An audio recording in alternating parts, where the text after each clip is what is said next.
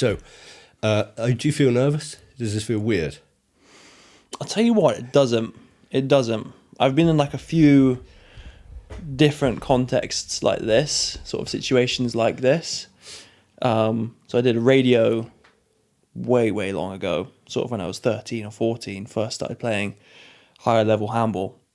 And that was sort of a bit too much. These were way closer. It was trapped in a small room with a very old man, and I got very nervous on that. But did a few like makeshift podcasts at my old school in Denmark with mates, and that was just like a shooting the shit kind of vibe, where we literally did like a school report kind of thing, stirred the pot with loads of things, and that was just a phone in the middle of the room. And now look where we are. Yeah. Boom mics, headphones, lights. Did you go to school? Did you go to primary school here in Britain? Yeah. Primary school, secondary, college, up till I was 18, and COVID happened, and then moved away from 18 to 21. Okay, I thought you did the whole of secondary school in. No, that would have been cool. It was. I moved to a school even though I'd finished my education, and it's loosely termed a school where I went to in Denmark. It's defined as a high school, which is like folk school, almost like a boarding school, but there was no lessons. Right. It was all activities. The education that we did was just cultural and getting to know people, getting to know yourself. So a lot of people went to a high school after uni and they weren't really sure what they wanted to do. Gap year kind of filler thing. You'd meet new people, you'd play the sport that you wanted to. And in our context, it got sold as this academy opportunity to get better in a handball context. And when I say we, it's me and a small group of other British handball players at the time. We went to this place thinking it would be a safe haven of just playing the sport. It was way more than that. I learned way more about myself and how I interact with people and how I function in situations and environments than I did actually playing the sport. So what was it about that place? Why did you, what was in place that led to you finding that out about you? It's just a very intense environment. Right. In what way? You are lodged all together. You eat meals together. You do activities with your small kind of cliquey group together. The idea of relaxing in the evening is playing games and also more socializing together. Okay. So when you're not playing sport, you're always in company of that school. There was about 70 to 80 people there, and there was very few that I didn't kind of know a lot about, if that makes sense. Okay, yeah. Very close with everyone.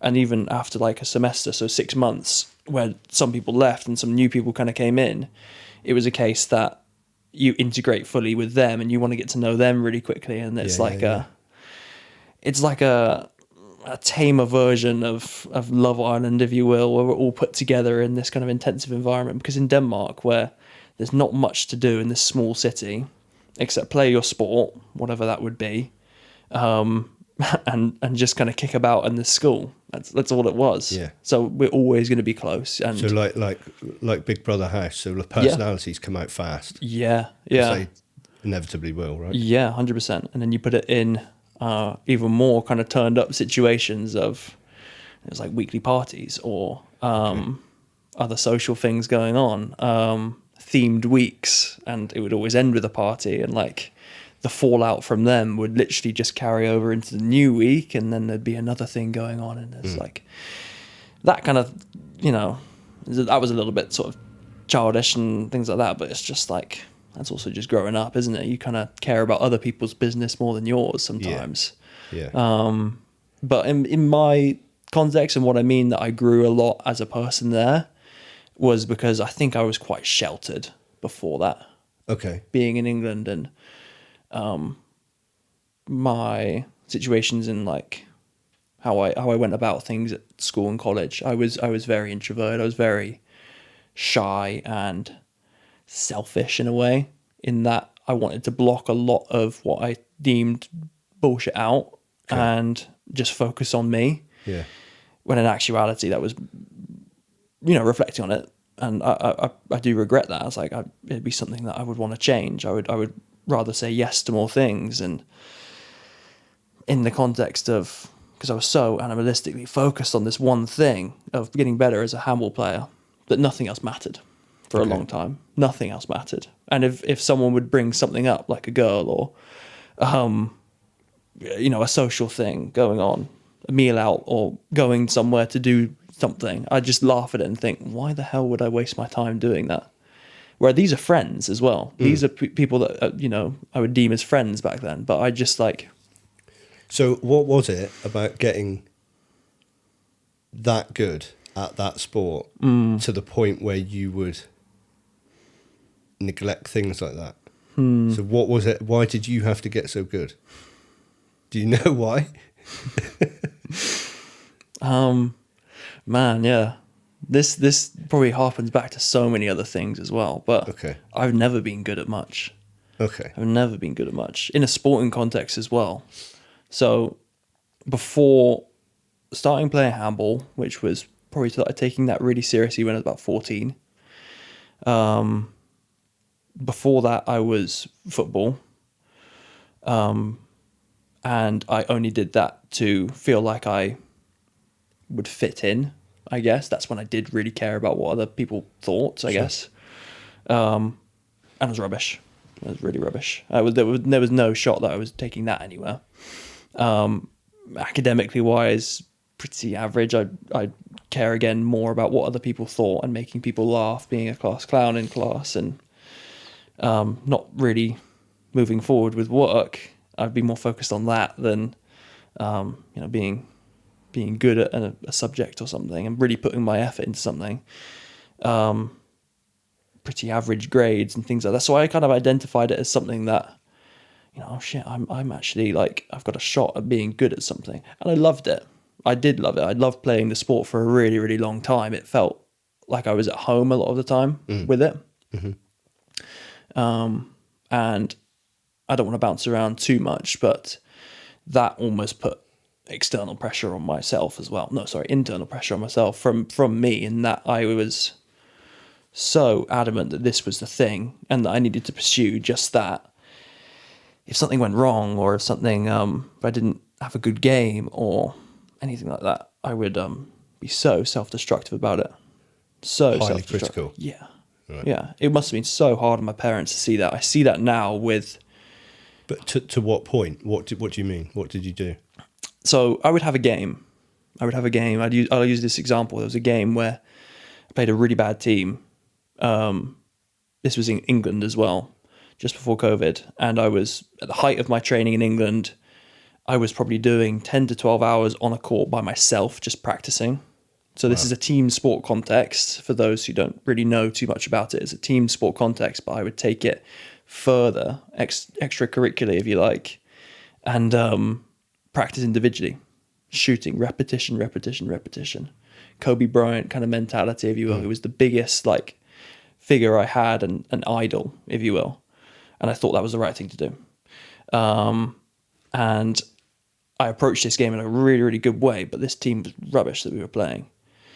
We won the game by 40 goals. Wow. I scored 22 of them, but I could not celebrate that at all because I had missed 2 or 3. And 22 is high for a game. Is it for a player? Yeah. I think that's still club record in England. That's not saying much, but... And yet 3 were missed. And yeah. It doesn't matter at all. We won by 40. The shots that I missed doesn't really matter. If I take that many shots in a game, I'm still super high percentage. It doesn't matter. It was my own self-critic that mattered in this context. And it was to the point where I would come off court and sort of head down and I couldn't celebrate with the team. It's a custom, if you win a game or anything like that, you go into a team and do a shout huddle together and jump in a circle. You've won a game. Be happy. Yeah. Move forward. There's nothing more you could have done. That must have looked like out of place because you were performing at such a high level even within that team, and yet you were carrying yourself as if you had been, not even deserving of being, as a failure. As I was a failure. Yeah. People were worried about me. People were worried about me. I couldn't understand why. And I thought that was their problem and they just didn't get it, kind of thing. But I was just so blinkers on in that I thought the way to move forward and get better was to always turn a weakness into a strength. And at that time I saw that, yes, I've scored 22, but I would focus on that very, very slight negative. And that just destroyed. I'd be so many quiet drives home after games and like reflecting on that now. I spent so much time with my parents where they could see that I was so passionate about something, but they definitely had a reserve in their mind that like it wasn't healthy to be this kind of destructive about it. Yeah. You know, they'd watch the games as well, and we'd also record them. My dad would record them, we'd watch them back, and that would be even worse thing because you could stop, rewind, slow down, and I would be like, that again, that would haunt me for days on end. Take that away, go into the sports hall the next day by myself, just practice that one thing. I'd mess it up again in a game, whatever, and it would come back to haunt me. Every time it's getting a bit worse, yeah. But to what? So go back to that game, and let's say you didn't have those 3 misses. You just scored the goals. There were no mistakes, no nothing. What then? Would there still be something? I'd definitely be able to find something. And you would, like on other occasions, you would still find stuff, would you? Yeah. So did anyone sort of say to you? Was anyone like really direct with you and say like, look, mate, you've got to? Yeah. The big change was then moving to Denmark. Again, to preface, the main difference between playing the sport in the UK and in Denmark is that it's tiny in the UK, tiny handful of the population play it, which is why I was able to make such quick progression up the pathway. Okay. Going from Somerset to GB in like a year, pretty much. It's because not many people play it. It's quite a fast pass to it. It's getting better like that. But then when you take that, what's the phrase? I guess in England I was a big fish in a small pond, and then flipped. Right. Totally flipped in Denmark because everyone plays it. Everyone plays at a high level. More people play handball than they play football there, and they're born with a ball in their hands. Basically, whether it be a football or a handball, any kind of sport, they are raised with it. Okay. They are raised with it. So I've started playing when I'm 14. I go over to this country where I think it's going to be, a higher level. Sure, I've experienced higher level before and experienced failure and losses with GB. Because at that time, every time I've played for my nation, I've not won a game yet.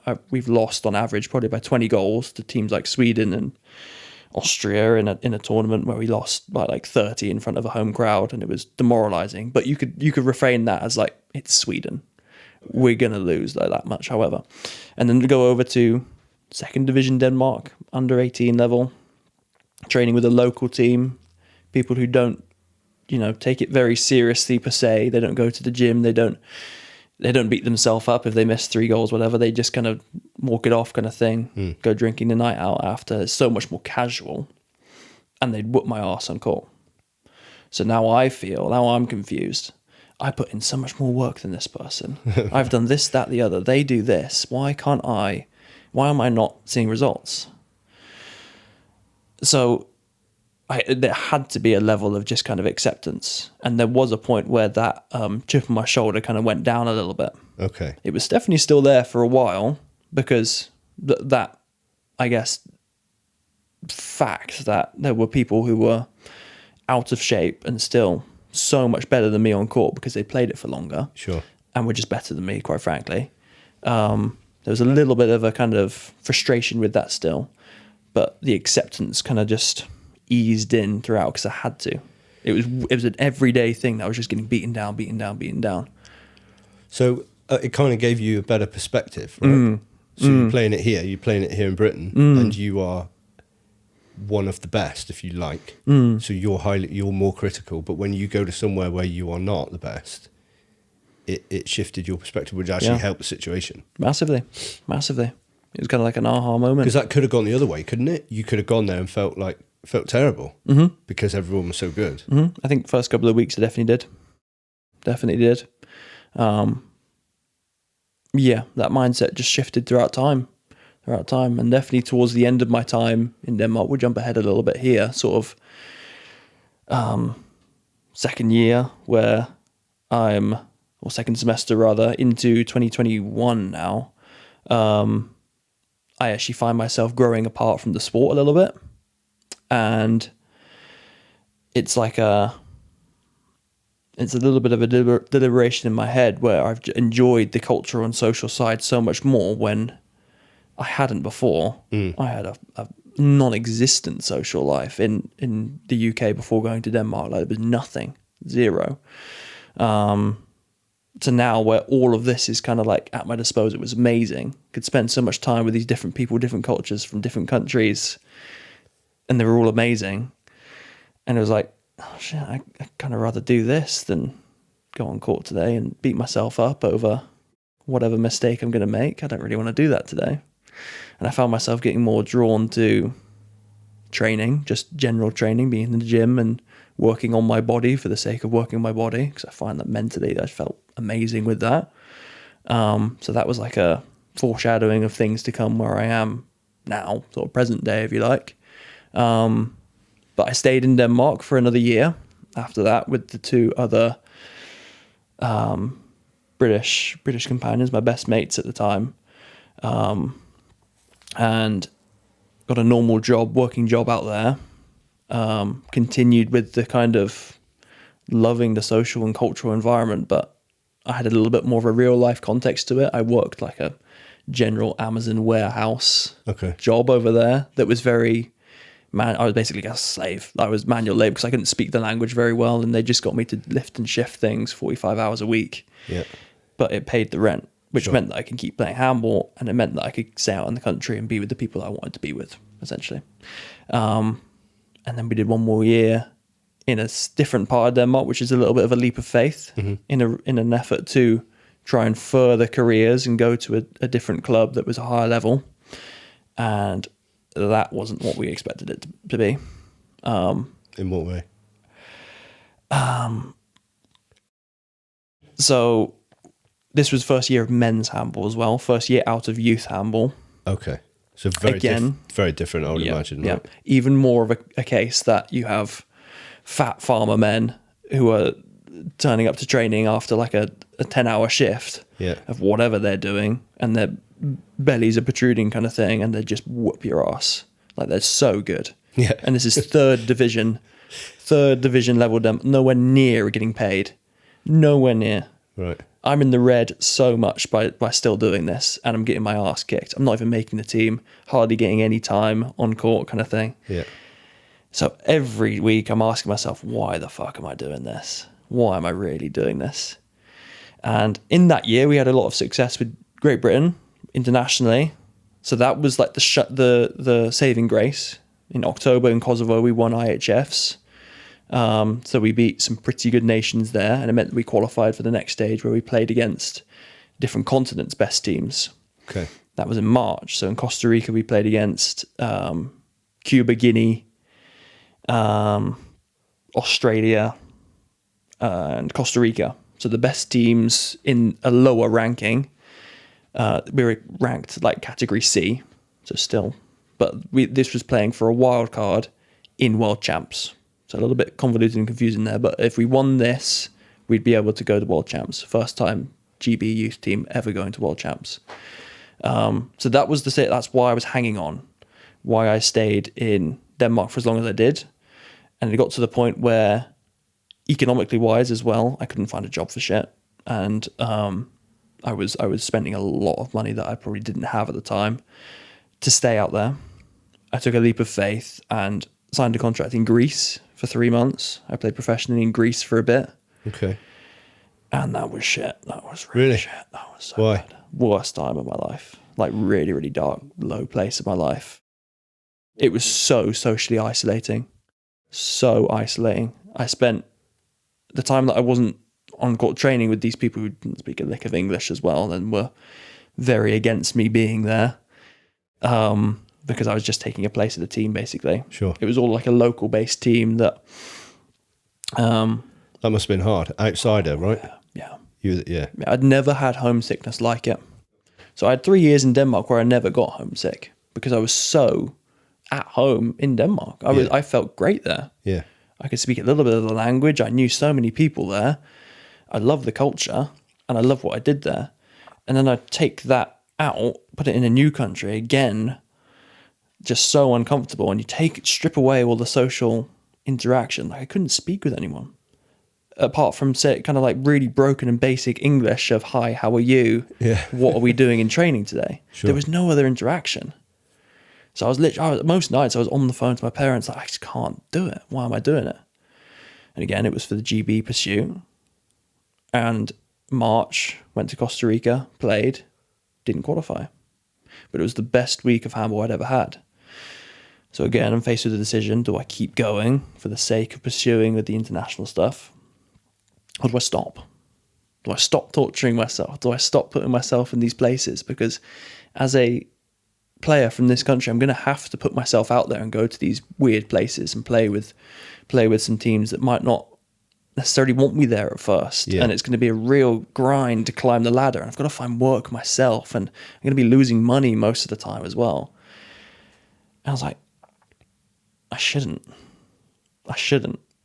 I'm young enough that I can still pivot and transition into so many things. And best decision of my life. Don't get me wrong, like I still reflect on it. And even now I'm getting very nostalgic just speaking about it. I've not had this kind of conversation in a while. Because that whole story arc, there's so many different kind of forks in the road and different points where it was like my life changed so much. Because it does when you're away from home. You're always in a place of growth and uncomfortability, if you like. So I don't regret that at all. But it was the best decision to step away then. Okay. Without a doubt. Best decision of my life to step away then. And I can bookmark, I can kind of close that chapter on what I did with the playing there. And be content with it. And be happy with it. You know what I mean? Don't get me wrong, I still miss it. I look back on it fondly.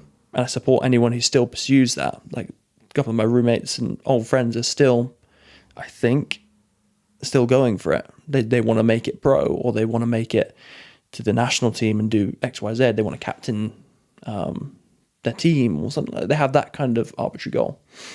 And that's great. I wholeheartedly support it. But it just wasn't in the cards for me. And I knew that. And I definitely stand by it. So it was the right time.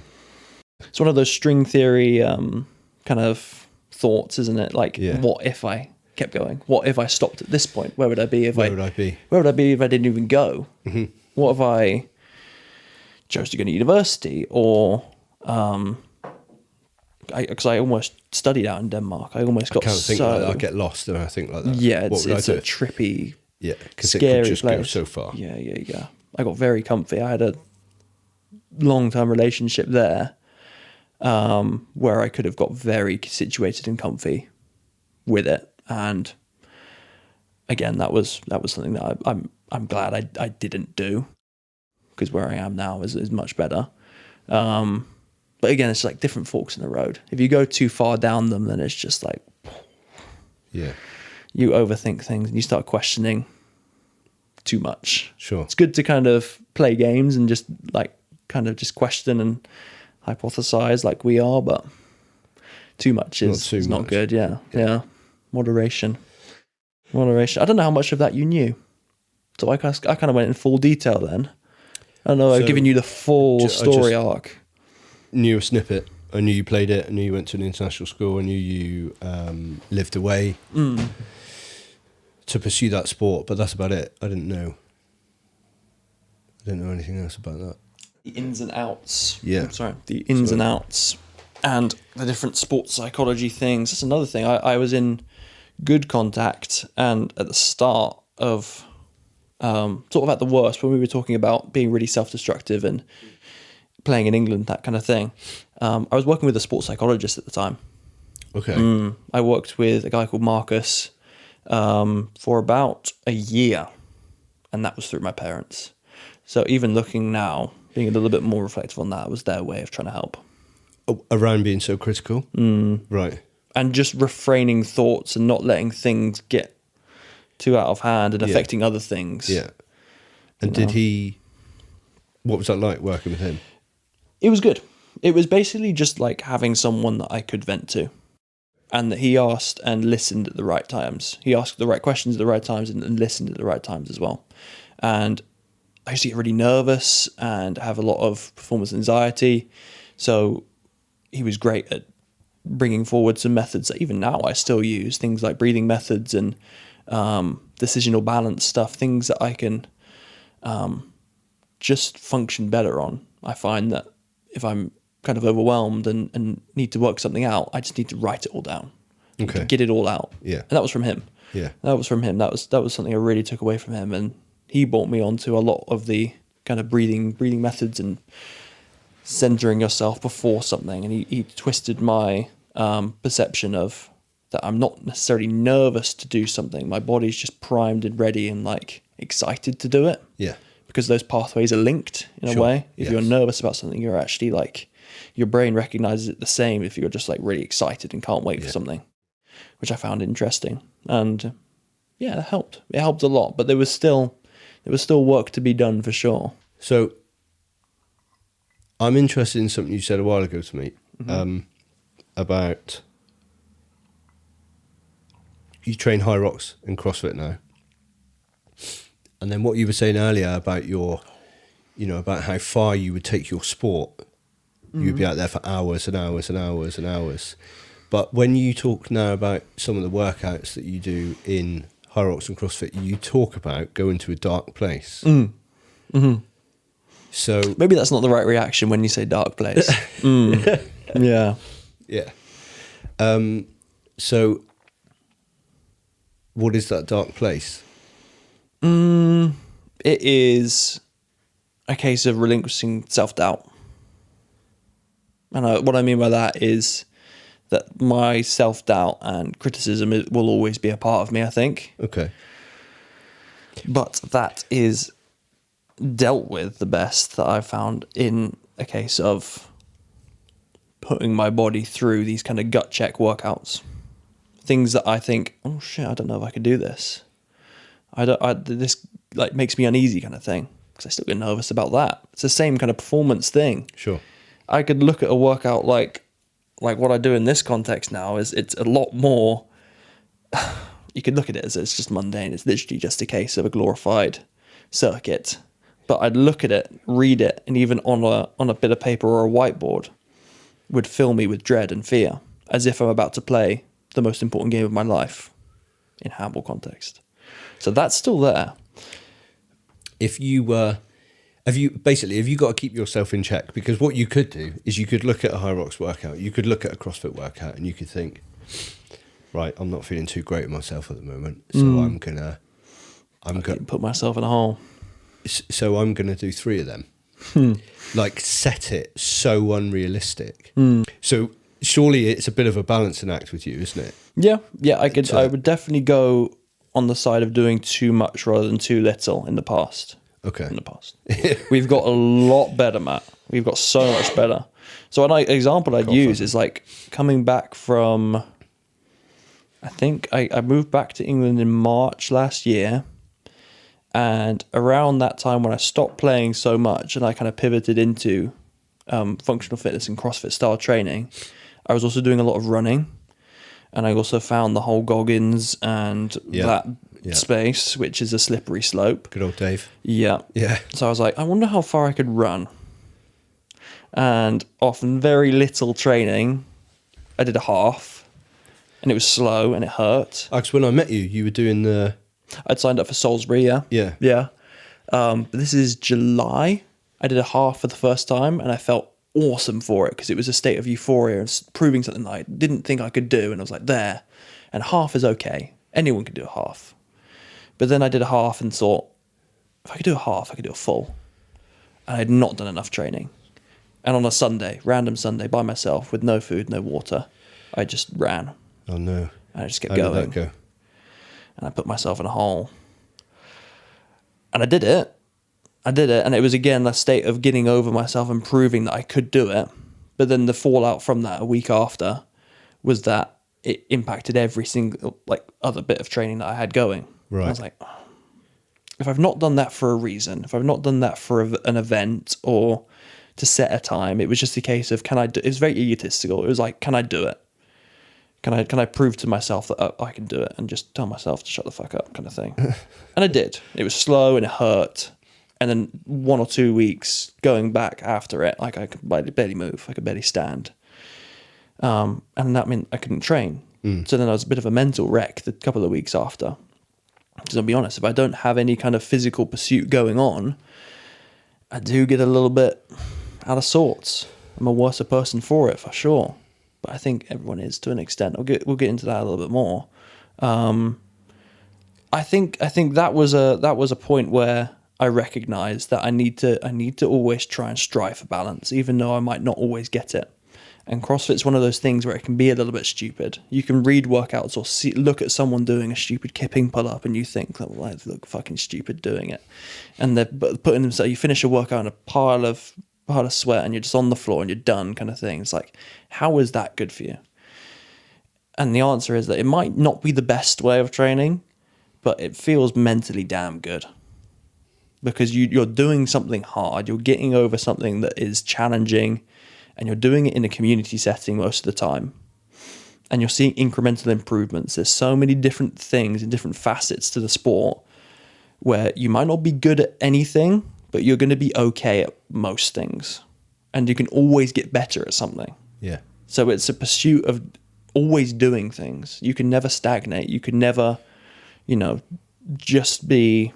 whereas bodybuilding's got a lot more, bodybuilding or traditional gym training for that matter, is a bit more two-dimensional. It's a case of progressive overload and getting a bit stronger through week to week. Then you take a dealer. It's a lot more linear. Whereas CrossFit's all over the place. Yeah. Which is why it gets a little bit of a slander, because it's not the most optimal. I agree with that. It's not the most optimal or ideal method of training. It looks a bit silly from the outside. But like you said that earlier about the euphoria, the higher the bigger the challenge, and when that's achieved, the higher the euphoria. Yep. Right? Yeah, 100%. Which is like can be quite sort of drug-like. You can chase that, can you? Chase that high. And again, at the start, when I first started doing it, it was very easy to slip into the mindset that more is better. Yeah. And I would do multiple workouts, and it, like you said, what's not stopping you from, if I'm not feeling the best, putting myself in a hole and doing 3 in a day, because it's like a form of self-destruction, if you will.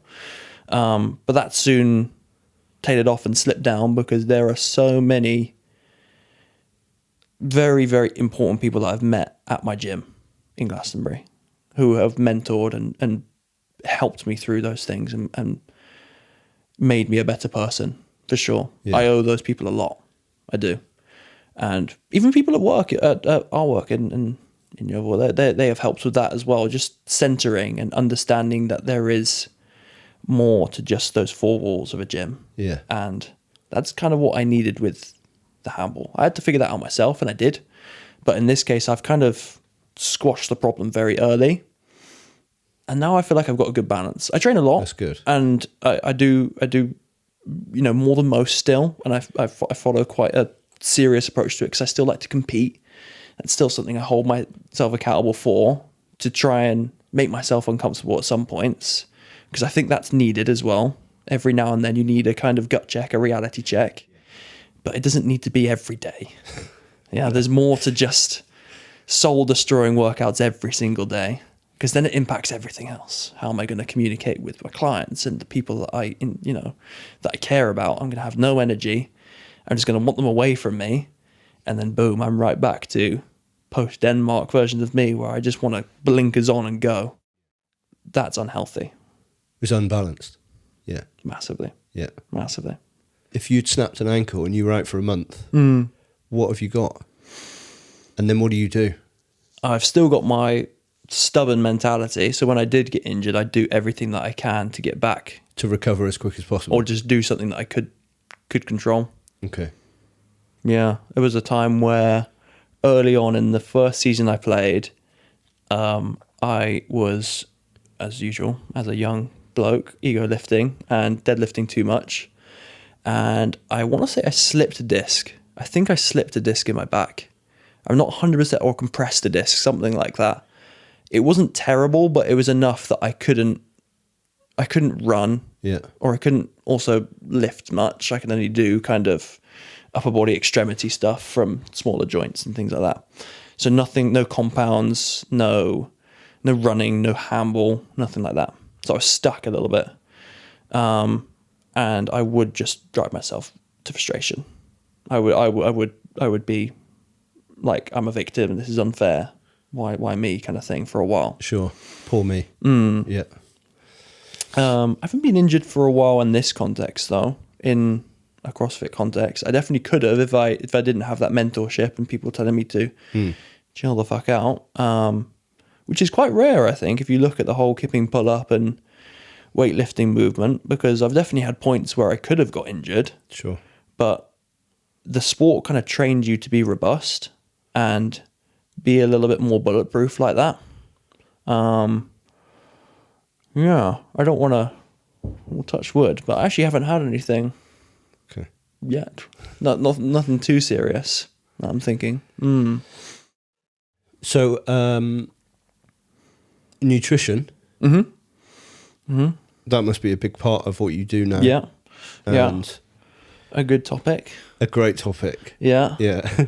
How far back do we want to go on? Well, as far back as you want to go. Has that always been have you always managed to have balance in that aspect of your life? Like most things that we'll speak about, it's either 0 or 100. And now we are trying to teeter back into that middle point and find an equilibrium that we're happy with.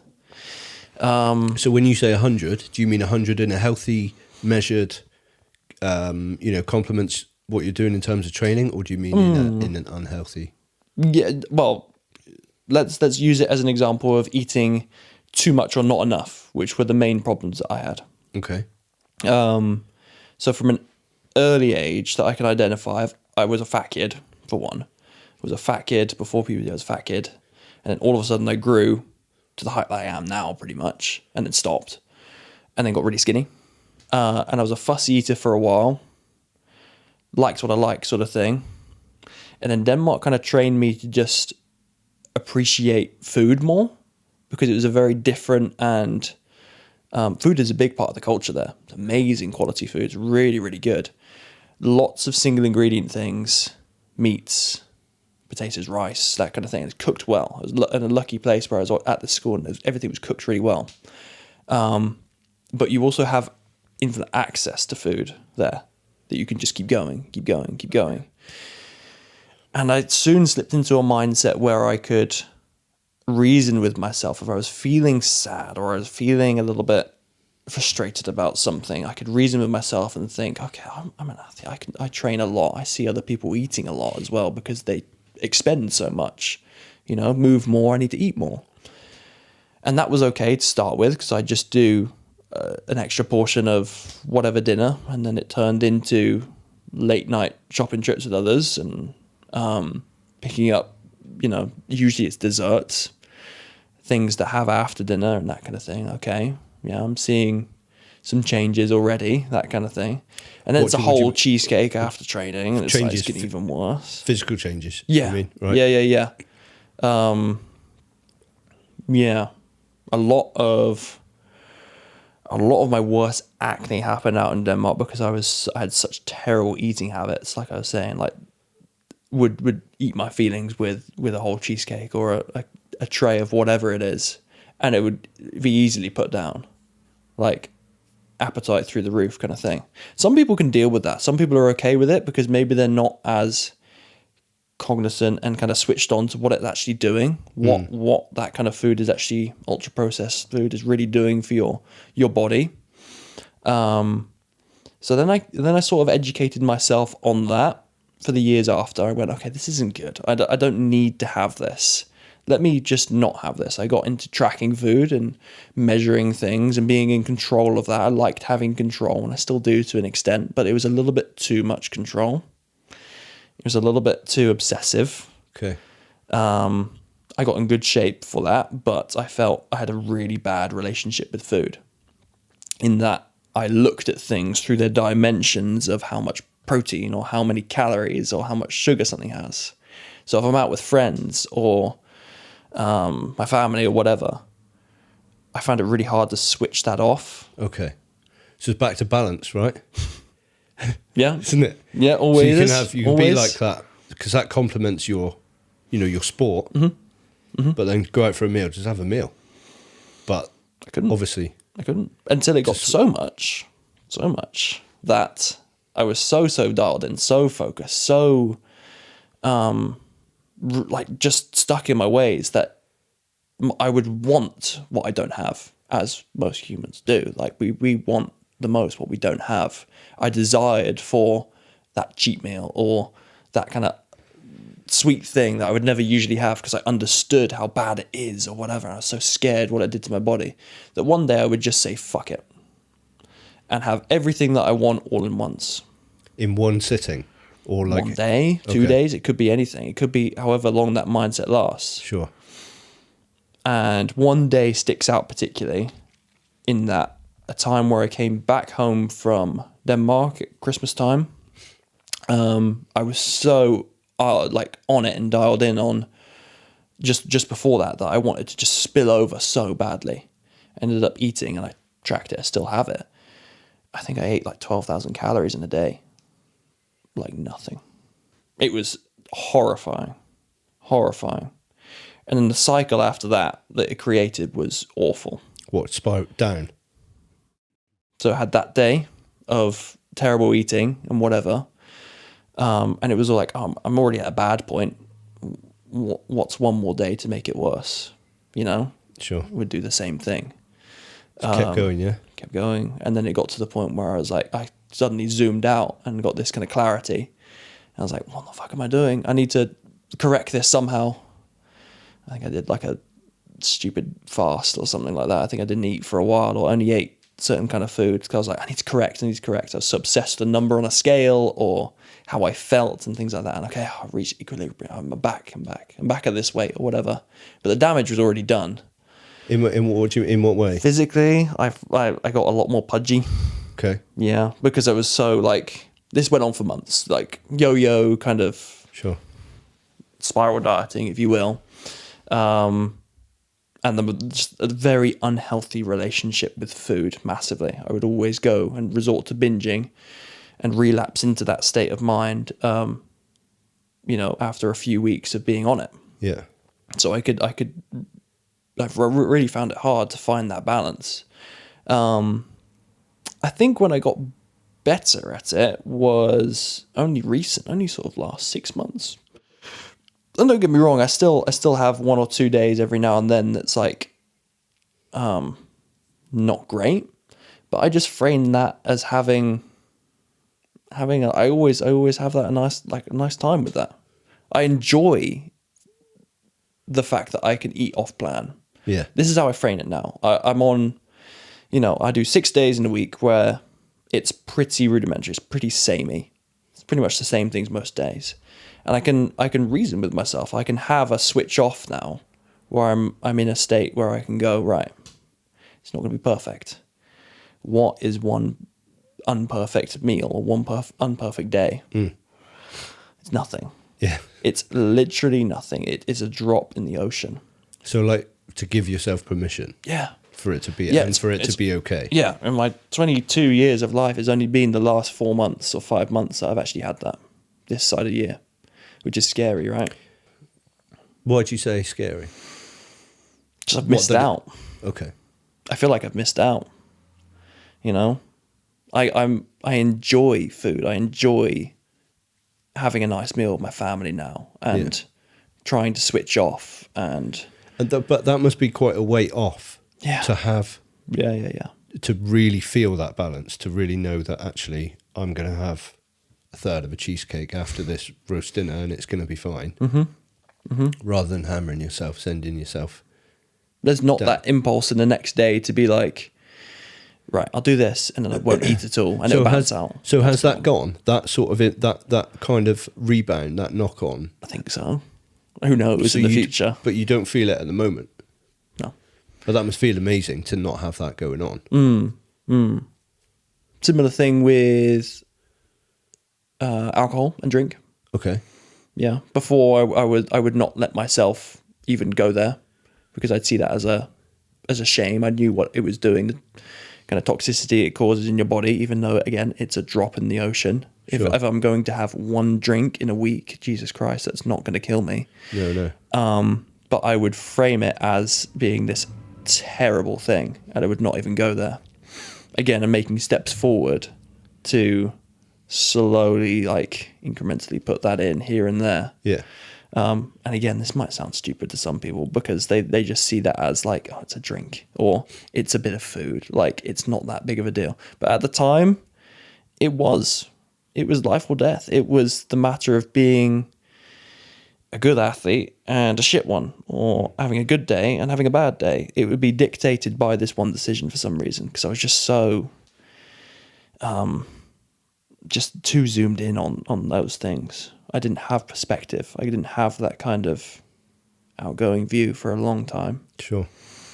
And again, making steps forward with that, it feels good to have that approach now. It does. Yeah. Always like harping back to moderation, being in line with that kind of thing. Yeah. You can't go wrong with it. No. You can't go wrong. I think everything else needs to be right for it to go right as well. So what go on. What do you mean? What else needs to be right for that to be right? So do you mean everything else going well in life? Work, relationships, stresses? Yeah. Of course, right. Yeah. It helps. So triggers for the old binging me would be boredom, loneliness, and just being a bit sad. Okay. I think if we looked into that, if we were to look that up, they'd be at the top of the list. Yeah. For that sort of thing, for that sort of behaviour. Yeah. And some people just aren't aware of that. No. They just go, oh, sometimes I just have the urge to raid my whole fridge and eat a whole thing of Ben & Jerry's or whatever. But you line up the things that's happened just before that, or the week that you've just had, or the conversation that you might have just had with this person or whatever. And it definitely has an effect later down the line. Yeah. Like a dominoes kind of effect. Yeah. So if I'm just more aware of, I'm going to have a long day on this day, and if I come home and I'm hungry, and the first thing that I see in my fridge is, I don't know what it is, insert some kind of unhealthy food here, that kind of thing, rather than, there's a little steak at the bottom, some eggs and rice, simple, whatever. So food I still enjoy as well. That's a big part of it, is that before I didn't know how to make food for myself, and I was a shit kind of like, I couldn't look after myself in that way. So after having, something that I'd make and it would just kind of not hit the spot, I'd be like, I need something more. I need a higher stimulating, better tasting, and more unhealthy food. Okay. Yeah. So it was a bit of a rewiring, a mental and physical rewiring to be content with, just the basics, because that's basically what all my nutrition is. Nothing special. It's just basics right now. But that works. There's a reason why it works. It's because it's so simple, and the body's like, thank God. Yeah. Thank God I don't have to deal with him doing a whole cheesecake this Friday. Yeah. It's like it's working overtime, and then my mind is working overtime with that as well. And those two things are definitely in line. What else did you ask? You said whether it depends on like relationships and other outside factors relating to it. External stresses. Yeah, 100%. Right. Yeah, 100%. But just being like, it's never also going to be good all the time, right? So that is the thing, isn't it? Is that if you are in that place, you can find anything to justify.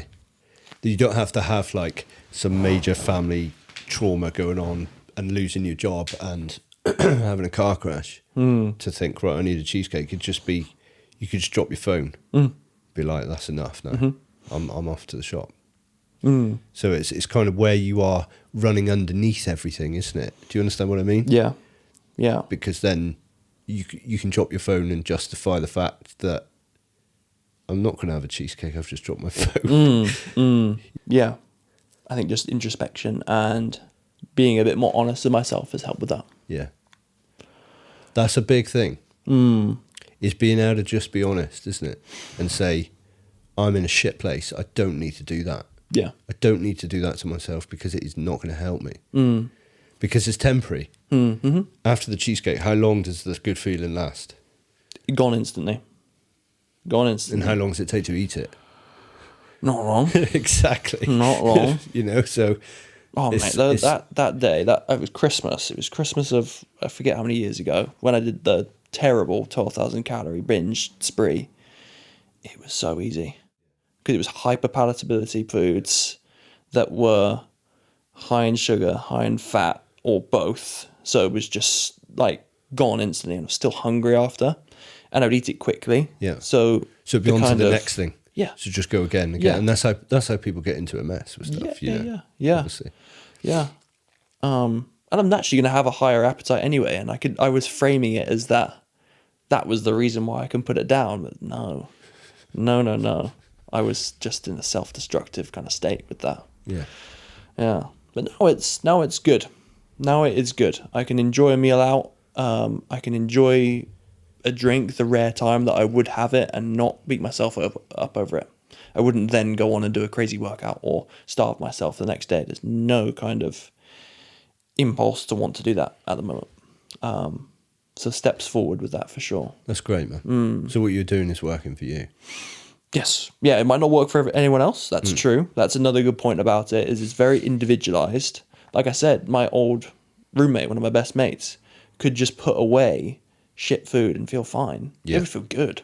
They would sleep well. They would perform well on the court or in the gym or whatever. They would have energy, and I'd be like, again, now I feel scammed. Like, I'm doing all these things. I'm putting myself through this like diet, and they can eat whatever they want. Like, this doesn't seem fair. But different things work for different people. Exactly. Yeah. If everyone ate and acted and did the same thing, it would be so boring. But I think it's the reason for doing those things. So he obviously was eating that shit food because he enjoyed that food, and he had a pretty regimented life the rest of the time, and he wanted to enjoy a bit of shit food, and then it was gone, and then he went on with his life. All content and happy. But if you take someone, or like yourself in certain situations that you talked about, and you're eating that food for a very different reason, the feeling post is going to be very different. Yep. Because of why you've done it in the first place. Yeah. Oh, yeah. And that's, potentially problematic, as you found, right? It was a big old spiral, yeah. Yeah. Yeah. And all you asked then was nutrition, and we weren't that far in. Yeah. Yeah. That's a good sign of things to come. Absolutely. Right, so Joe, the sort of extremes of behaviour, the food, and the kind of that sort of, rigorous training you would put yourself through to get good at handball and stuff like that. Do you, or have you found that extreme behaviour transfers to any other parts of your life or your work or how you think? Quick answer, yes. 100%. I think it's a personality thing. I have quite an addictive personality. I have quite a all or nothing approach to a lot of things. So an example I'll use is when I used to be into gaming and playing video games. I couldn't just play a game. I had to be the best at the game. Okay. I had to spend the most time on the game. What did you play? One that sticks out to me the most is around the time that a Call of Duty came out, and you could do it was Black Ops 3. You could do a time trial mode on it, a speed running mode, which was basically all about tiny incremental percentages of getting faster and using the mechanics of the game. I think it sounds so nerdy doing this, but I don't mind. Actually, it's I look back fondly, but it was again turned up to the extreme to where it was unhealthy. I was spending days trying to get world records on this time trial mode. I would set a world record and it could be beaten in 20 minutes because there's a lot of other sad, lonely loser nerd gamers at that time doing the same thing. And I was good. I was a good, sad, lonely nerd at the time. But it would be like 16 hours straight. No breaks, no eating. just screen this close, trying to beat my time by what was, 0.1s of a second. The entire day, from when you got up to when yeah. you went back to sleep. Yeah. If I didn't have school. What days are right? Okay. Yeah. So I remember a summer where it was just that. I was just grinding, just straight grinding it, because I had to be the best. For some reason, no one cares. No one remembers that. I remember that, but no one really remembers that. My name's somewhere on the leaderboard. It's probably been beaten a bunch of times by now, but I felt like I had to. I owed it to myself to try and get this record or whatever it was. Maybe it was the dopamine. Maybe it was the response that I'd get, the euphoria that I get if it actually worked. But wow, I had some upset moments when things went wrong. But that sounds exactly the same with what we talked about earlier. Right? Yeah. Just a different thing. Just a completely different thing. It sat down with a controller in my hand rather than stood up with a ball. Isn't that interesting? Same thing. Yeah. And when something went wrong, which it did, because in this setting where I'm looking for a 1 in 1,000 run, as it were, I'd have to just keep going to eventually get lucky enough or eventually get good enough where I could nail down something and get faster and set a record in this way. So if something goes wrong, I get right to the end of the run, it's perfect. I'm about to set a record or whatever it is. And I misclick or I miss a jump. I miss the timing, slight timing. Oh my God. Broke so many controllers. Really? Probably I can burst blood vessels. I can remember doing the same thing on a Gran Turismo game in an F1 car around Laguna Seca. The Mazda, I think, raceway in America somewhere. Yeah. But on a time trial. Did those moments stick out to you, did they? Yeah. What was your upset moment? What did you do? I can't really remember. I mean, I would just keep going and going and going and got it. And then, but it was definitely to fill something that was going. So it was filling some void. I think back then it was, a bit of loneliness and having nothing else to sort of strive for. So it's like you find this thing. Video games are interesting for that. I saw this example by, I forget who it was. I don't want to say it's Andrew Tate but it might be. It's someone like that. It's a red pill, like that kind of space where they likened their life to upgrading a video game character and how so many people can get so focused in on a game or whatever it is. Leveling up. Yeah. Getting XP points. Yeah. Yeah, mate. Yeah. How fucking good that felt to see a bar reach the top and you reach a new level, you unlock a gun and you're... But... What the hell? Like, we're adults and that feels good. I know. But it's that sense of achievement, isn't it? It's striving to get that. But they're designed so well, obviously, that the bar empties again. And you've got to get up to the next level, and a new mode comes out, new map comes out, new upgrade, and then new missions, and then it just continues and continues. So oh my God, and then so the example that I saw is that you take that mentality and put it into real life. Yeah, you're leveling up your character by, I don't know, going up to a job interview or having a conversation. Approaching women, cold approaching women and trying to interact that way, asking for a raise from your boss, like doing things that are uncomfortable, that's leveling up your character, or putting more time into your work, being in the gym, like you're spending points in this. Like he used that example and I went, that's interesting because so many people... It's quite a relatable way, I think, for a lot of people to, especially obviously younger people, to look at achievements in life. So that could work quite well for people. But definitely. Do you think that with that there is that risk of the bar always emptying and it never being enough? Oh, that's a deep one. Yeah. Because like you have to have things going on. If you're not striving for anything, it can be that quite stagnant, stale feeling in life in general. We've all had that comfy, wampy kind of period where you might not necessarily want more and you're quite content with what you have. So you're not actively pushing that bar forward at all. Yeah. You're just happy with where you are.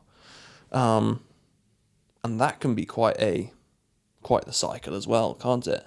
If you just go, you're just going to stop. You don't challenge yourself anymore.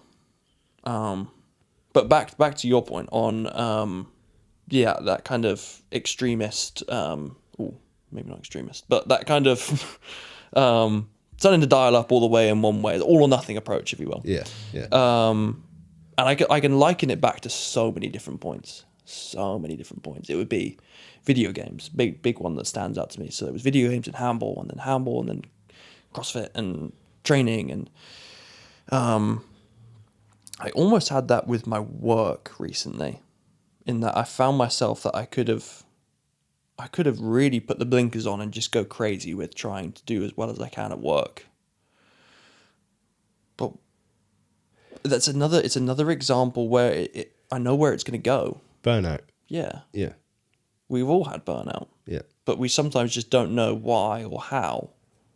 But it's a case of shoving so many things to the side for a time, and then your body just goes, and your mind and your body just go like, enough. Or not shoving those things to the side and still trying to strive. True. Which is inevitably going to lead to burnout. Yeah. Yeah. So it's a funny one. It's such a hard balance to get, and the point of the balance is that we get it wrong. We have to get it wrong first to be better. You know, you might find, use the example with, I don't know, a show or a friend that you just want to spend every single bit of time with that you have. You want to do this, that, the other with them. You want to watch this show from start to finish, all in one. But then you don't do all of the other bits, and you're so zoomed in on what this current thing is. A reason I bring up shows as well is because I can appreciate good storytelling. That's something I really, really enjoy. I read a lot of fiction. I watch a lot of shows and different genres and things like that. But if I don't have other facets of life going on, training, work, social, the main big three. It's funny I put training first there, isn't it? Of course you did. And social last. That's still the mental rewiring going on. Then I would probably watch a show from front to back, or a book from front to back. That's another thing. That's a little bit healthier, I suppose. You can reason yourself to finish a book in a day, that kind of thing. It doesn't sound too bad. But actually, you've just spent a whole day doing one thing, and that's not healthy, no matter what it is. But I think, but the concept, like if you're on holiday, right? If you're laid by the pool, nice. What's wrong with finishing a book in a day? But if you should be at work and you're at home, that's finishing a book in a day. Yeah. You know, they're very different. Yeah, it's got to the point where I've had other things going on. An example, I used to, before working at current job PTing, I was receptionist at Premier Inn. And to get by in those shifts, or basically just to fuel the addiction I had to the current show at the time, I would be on desk with my phone just underneath with the show playing still. Like, it had to be there. And even now, like, there's still an impulse to reach for my phone at any cost. Like, it's very good and very nice to have it over there, and I haven't thought once during this conversation or anything like that to reach for it and pull up something. Yeah. But when we just took that little break, that little interlude there, I did open Instagram. I did scroll for no reason, and I did it without even thinking about it.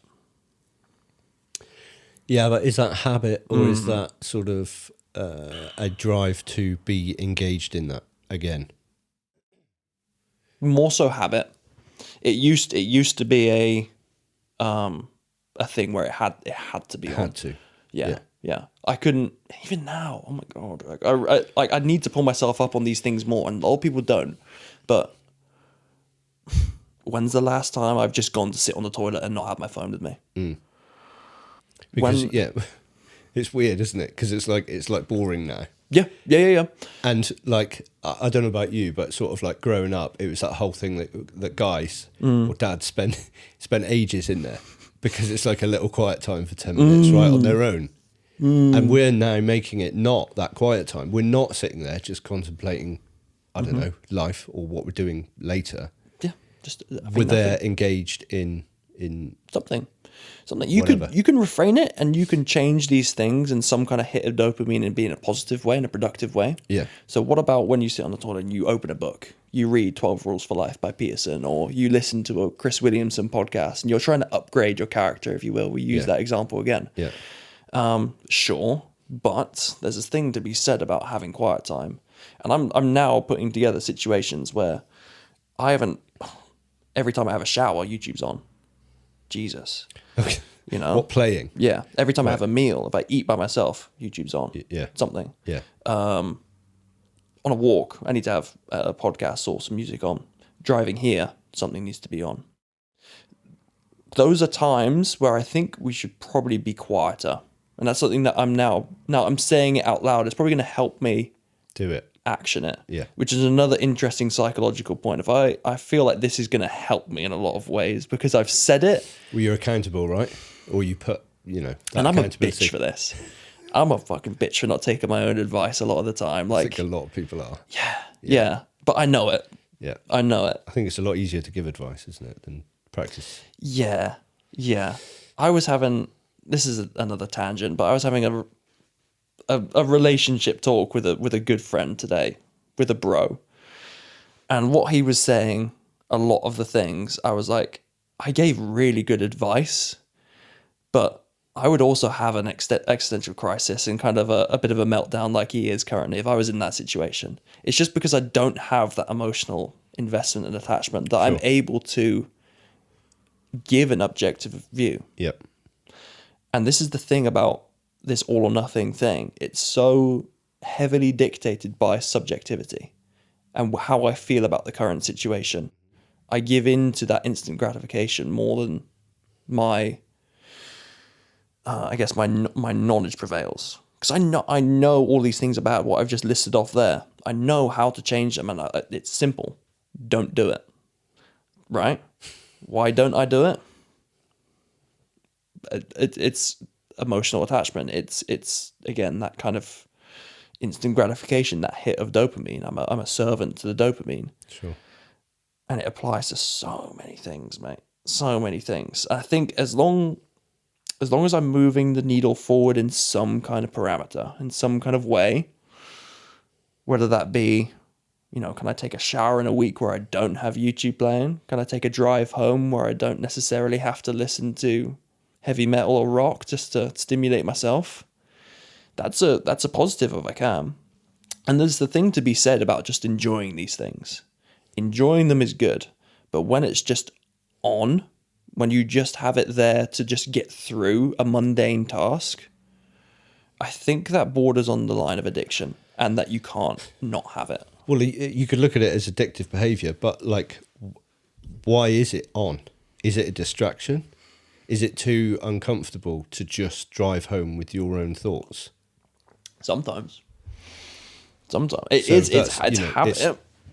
And then you get into a habit of distracting yourself from stuff. It's just easier, isn't it? Nicer. You don't have to listen to, especially if you're worrying about stuff or you've got stuff going on. It's much easier to stick the radio on.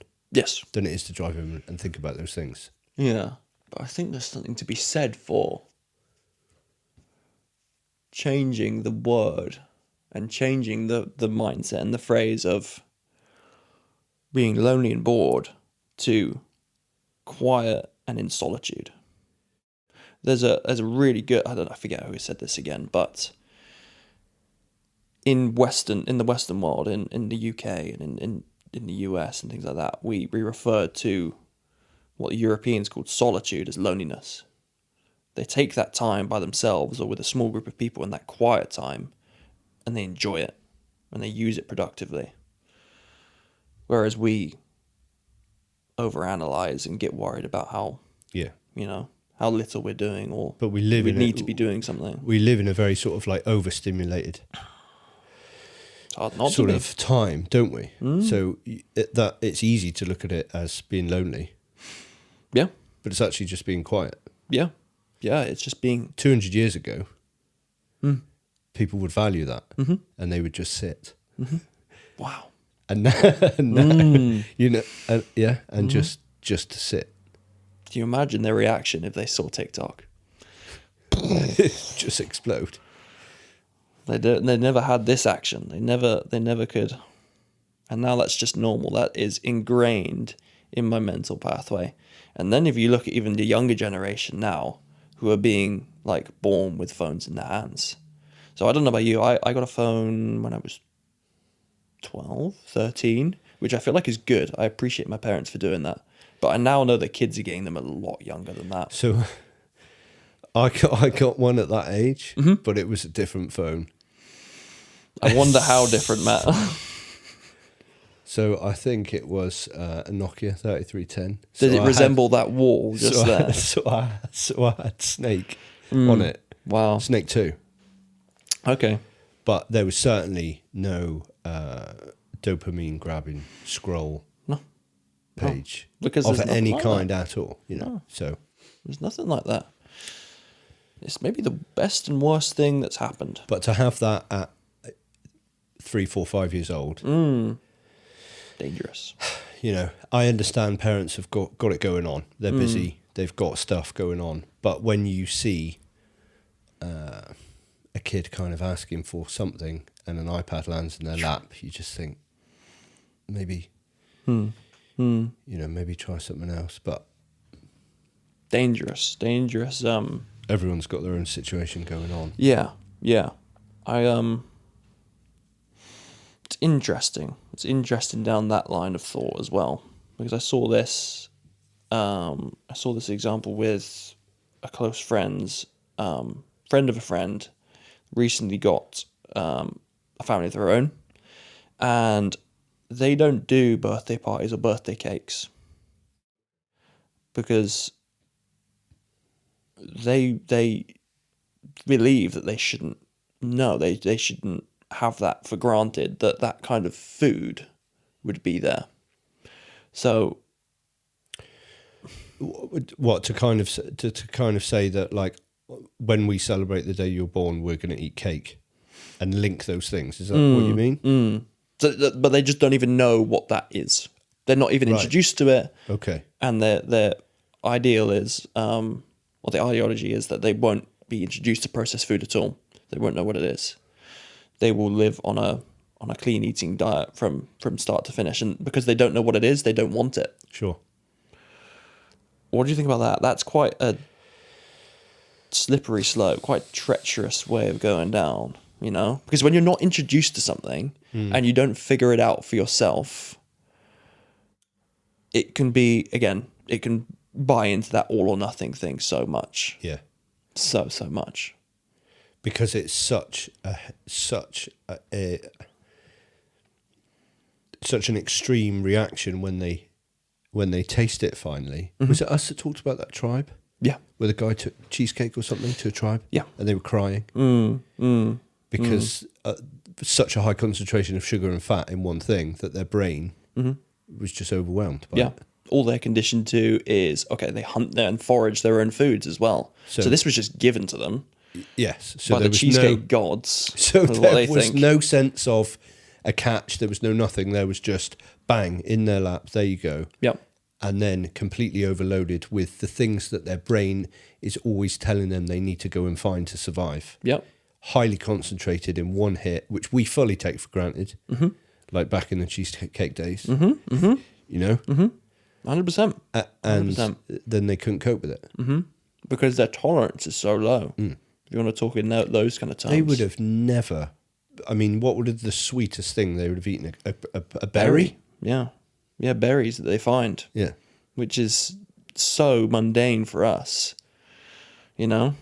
But that would be like a fucking jackpot for them. And then a steak, an animal. Are you kidding me? Like, that's like celebrations for days and days, and they make it last for days and days as well. So yeah, it's actually quite it's like quite shocking to see, because they lose their minds. They really do lose their minds. But again, like, I'll bring back to the context that we just use that in. You take it for anything. You don't introduce someone or a child to video games for the longest time. They go around their friends and they get a hit of this all of a sudden. I think they're more inclined to then take it away later in life and be like, that's just a massive part of it, because they've been so, what's the word? Neglected of that thing before. I don't know. Maybe people have different psychologies with that. It's coming from someone who has an addictive personality, so I'm a little bit more like that. So, do you know where your addictive behaviour started? Like, the extremes that you've gone to in certain aspects of your life? Do you know, if you think back, so were you never allowed cheesecake? And then, do you get what I mean? So do you know where? No, that's something I'm really grateful for my parents, is that they let me make those mistakes. Right, okay. Even though they might have been worried, they would go, oh, he's spending a lot of time on that fucking Xbox. Like, maybe it was a problem getting that, but it's like, I figured it out myself. Sure. I knew when enough was enough. Yeah. Same with handball. Yeah. Same with the binge eating. Same with a lot of these other things. So do you think if they had intervened, that would have... Because, like, as you said earlier on, you've come to a point now where you have much more awareness. We didn't say that explicitly, but you have, from what you were saying, you have much more awareness, so you're much more able to have balance around the way you think about certain things, yeah? Mm-hmm.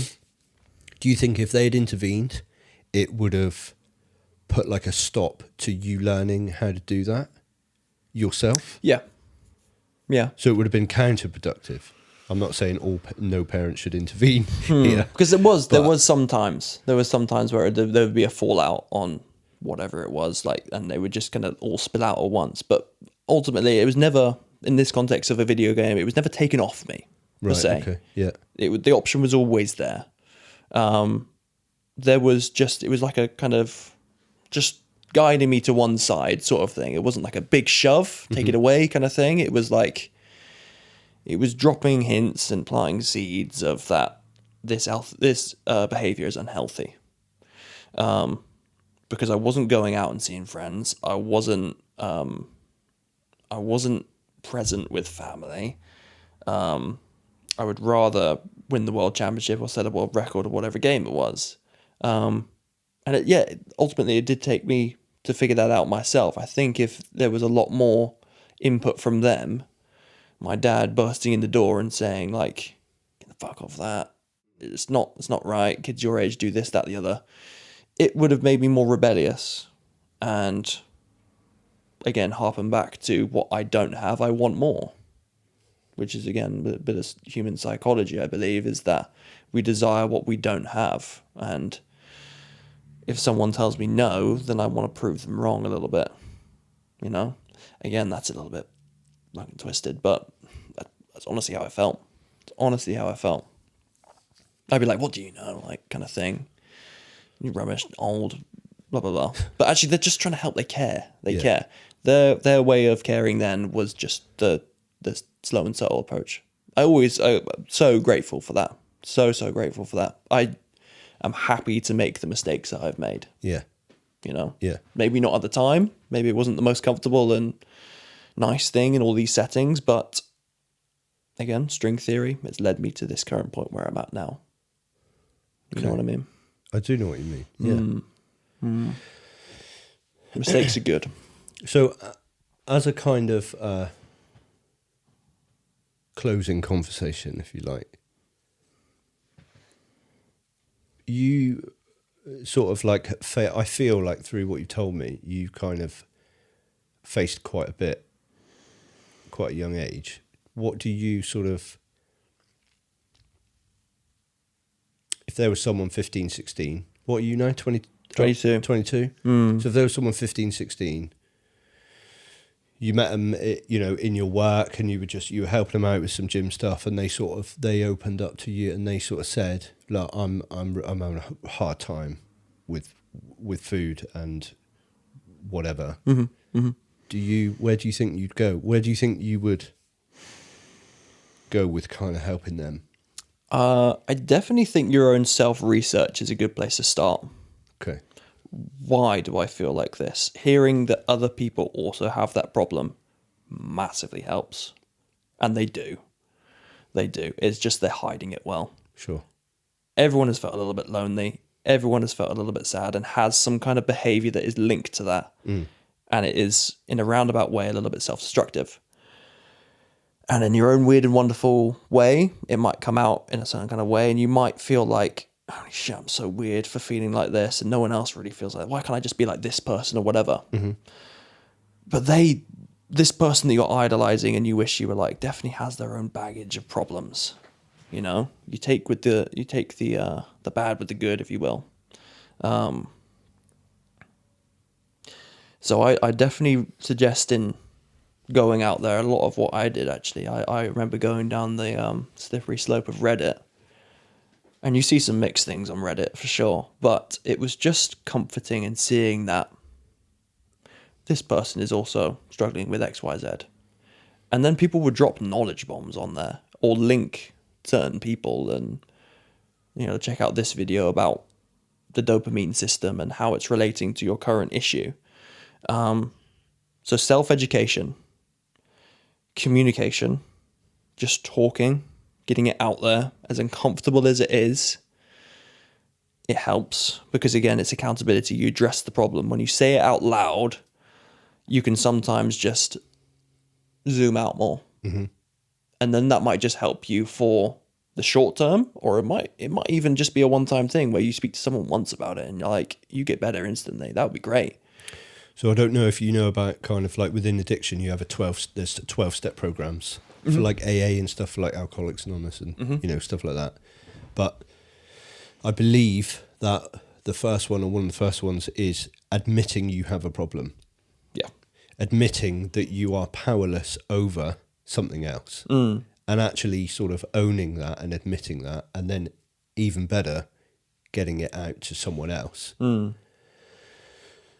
I think that would do two things. You know, you, like you said, there's an accountability. There's someone else has it now, if you like. It's off you.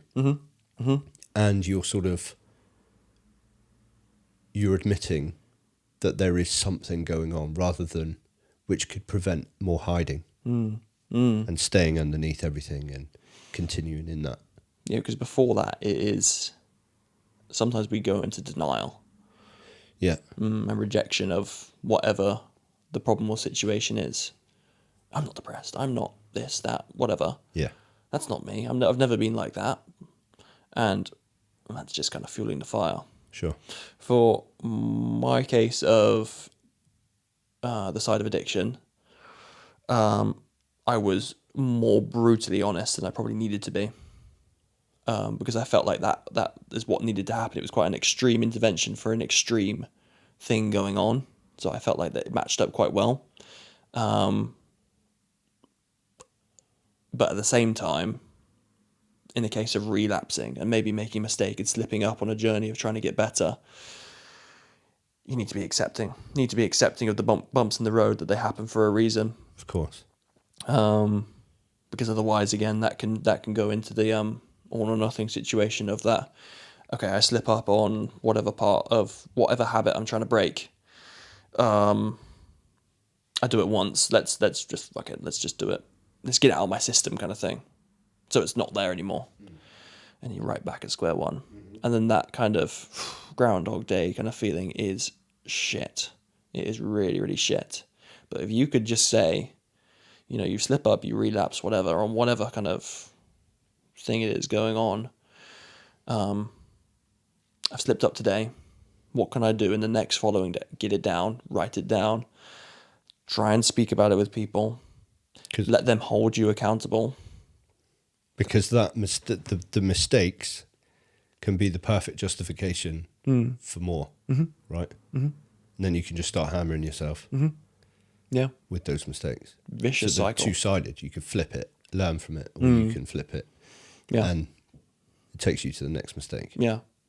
Yeah. I truly believe that failure and mistakes are some of the best things. I welcome them wholeheartedly. Yeah. In that you will grow with them. If you do nothing, nothing's going to happen. It's so simple like that. And if you don't try and push that needle forward or change in any kind of way, then it's going to be very slow that you see changes. And things will come up by themselves as well. But if you just kind of don't act on them or whatever, the kind of whatever happens in life, someone that you meet, something that you see online, something that you just think about and you don't quite action yet, that might not ever be there again. But if you grab it and take it and try and make some change and fail from it and then try and get better from that and start seeing that things are actually succeeding for once in your life, like that is a good addiction. Again, links in. CrossFit is a fantastic avenue for that. Like, you can always get better at something. Yeah. You're doing it with other people. The community aspect to it. It's truly the best thing I've done with that. You can change your work life like that. You can always try and level up in a sense in work. Change your social life like that. You can aim to meet new people. You can aim to upgrade your current relationships with people, like your family or whatever you're doing. And it's better when it's scarier things as well. Definitely like larger scale and scarier things. If you take them head on and like go into it like you would with whatever it is, like you're just trying to get on with it, then again, you might have a higher risk of failure and a higher chance of failure. But again, you link back. That's a good thing. Higher euphoria, Yeah. right? Yes. We were talking about at the start. Exactly. More achieved. So, yeah, what was that? 3 things to recommend to a person who feels a little bit lost like that is self-research, accepting, and what was the last one? Accepting and being honest with yourself and setting some kind of rules and you know, holding yourself accountable. And you had communication in there as well, talk. Get it out. You know, but you might not have a large group of friends that you can do that with, or family, or whatever, but there are definitely people out there who want to be spoken to about it and just share their feelings. So again, positive corner of the internet right there. You can do that. There's definitely someone out there. You can join groups. You can interact with certain things on medias and things like that. Yeah, that's what I would say. And just boom, yeah, you would even link that to therapy, perhaps. I mean, I've been close to signing up for therapy like that for the binge eating cycle, but I think I didn't because of pride, but those interventions that I mentioned before, properly going through with that, was a thing that that reinforced it mainly. But do you think if now you found yourself struggling with something else, would you consider therapy now? Do you think now that you're sort of more balanced in general, as a shortcut, or would you be more inclined to sort of deal with it yourself? I'd definitely go down the route of myself first, because I also want to make the point. I don't want to contradict myself too much, but I think there is something to be said about overdoing your problems and oversharing your problems. Sure. If it's the one thing that you wake up and think about, and the thing that you're focusing a lot on, and you're talking about it a lot, and you're thinking about it a lot, then it's in your head more, and sometimes it makes the problem worse. Because there's never not a time where you're away from said addiction. So almost like you're like manifesting, which we'll note to bring up on our next meeting. I'll follow up. Manifestation. 100%. But almost like you're manifesting what you fear the most, because your focus is solely on that, rather than ways you could not be living like that. I think it should be addressed, and it should be spoken about if you want, but kind of doing it too much is definitely a real thing as well. Definitely a real thing. Yeah, manifesting is a interesting one of what you speak about there. Yeah, but next time. Next time. Yeah, I think your advice is great, and I think today's been great. man. And thank you. I've enjoyed. I love it. I love it here. I love this. I'm happy that you're doing this. I think you're happy that you're doing this. I am happy. What is next? What have you got lined up? Or is it just kind of a go with the flow kind of thing? Just going with it for a minute. Getting the guests on. Just get them talking and then see where it goes. Yeah. PTs. I think Courtney would be great on this. I think he would be great. Yeah. He's got some wisdom for his age. Yeah, definitely. I don't want to sound like basically I'm not that much older than him, but you are. Sorry. It's all right. I'll take that. No, you look good, mate. Thanks. You look good. I'm very jealous. I'm very jealous. I've tried to cover my calves this whole time with you sat across from me. Yeah. That's all right. Get there, mate. No, fantastic. Really enjoyed. Well, really thanks, enjoyed. man. Thank you. It's been fantastic. Smashed it. Nice.